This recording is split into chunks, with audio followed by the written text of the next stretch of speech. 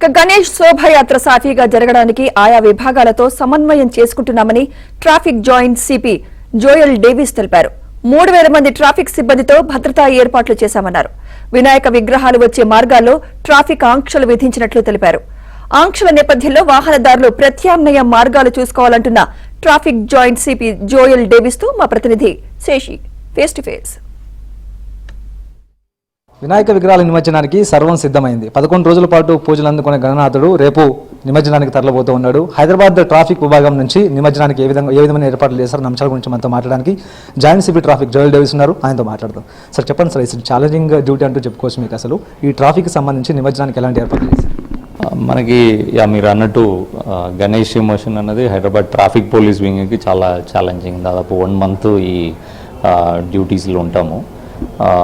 ఈ విగ్రహాలు సేల్ చేసే సెల్లింగ్ పాయింట్స్ దగ్గర నుంచి మా డ్యూటీస్ స్టార్ట్ అవుతుంది. తర్వాత ఈ విగ్రహాలు మళ్ళీ ట్రాన్స్పోర్ట్ చేసుకొని వస్తారు, పండాల్స్ ఎరెక్ట్ చేస్తుంటారు. అక్కడ భక్తులు వచ్చి అక్కడ ఎవ్రీడే వచ్చి వెళ్తూ ఉంటారు.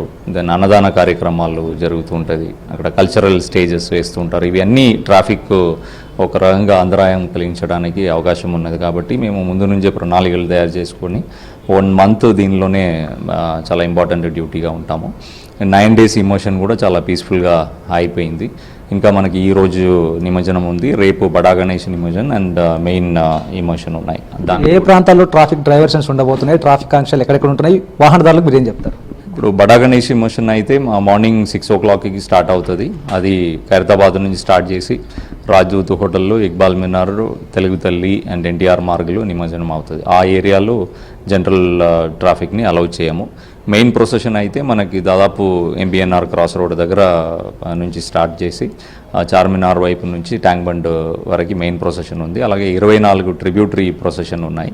ఆ రోడ్స్లో కూడా రెగ్యులర్ కమ్యూటర్స్ని అలౌ చేయము. అంటే మీరు చెప్పిన దాని ప్రకారం ఇప్పటికే సుమారుగా 20 నుంచి 30 వరకు విగ్రహాలు కూడా నిమజ్జనానికి తరలి వెళ్ళే అవకాశం ఉంటుంది. ఇందులో ఎక్కువ టస్కర్ వాహనాలే ఎక్కువగా ఉండే అవకాశం ఉంది. ఈ టస్కర్ వాహనాల వల్ల గతంలో కొన్ని ఇబ్బందులు ఏర్పడ్డాయి. తర్వాత టస్కర్ వాహనాల పైనుంచి పడి కొంతమంది దుర్మరణం పాలైన సందర్భాలు కూడా ఉన్నాయి. ఈసారి ఇలాంటి జాగ్రత్తలు తీసుకున్నారు సార్?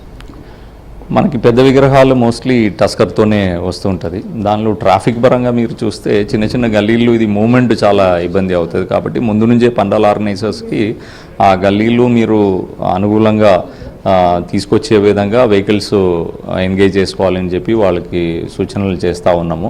అలాగే టస్కర్ పైన నుంచి ప్రాపర్ బ్యారికేడింగ్స్ ఏం లేక ఎన్క్లోజర్స్ లేకుండా డ్యాన్స్లు అలాంటి చేసి వచ్చేటప్పుడు పడిపోవడానికి కూడా అవకాశం ఉంది.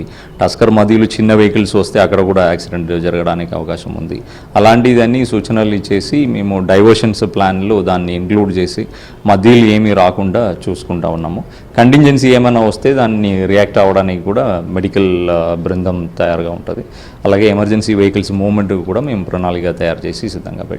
నిమజ్జనం జరిగేటటువంటి తీరు, ట్రాఫిక్ సంబంధించినటువంటి అంశాలు ఎప్పటికప్పుడు కూడా పర్యవేక్షిస్తామంటూ జోయల్ డేవిస్ చెప్తూ ఉన్నారు. మరోవైపు ఈసారి డ్రోన్లతో పాటు హైరేజ్ కెమెరాలతో కూడాను ఈ యొక్క నిమజ్జనం జరిగేటటువంటి తీరును ఎప్పటికప్పుడు పర్యవేక్షిస్తామంటూ ట్రాఫిక్ సిపి జోయల్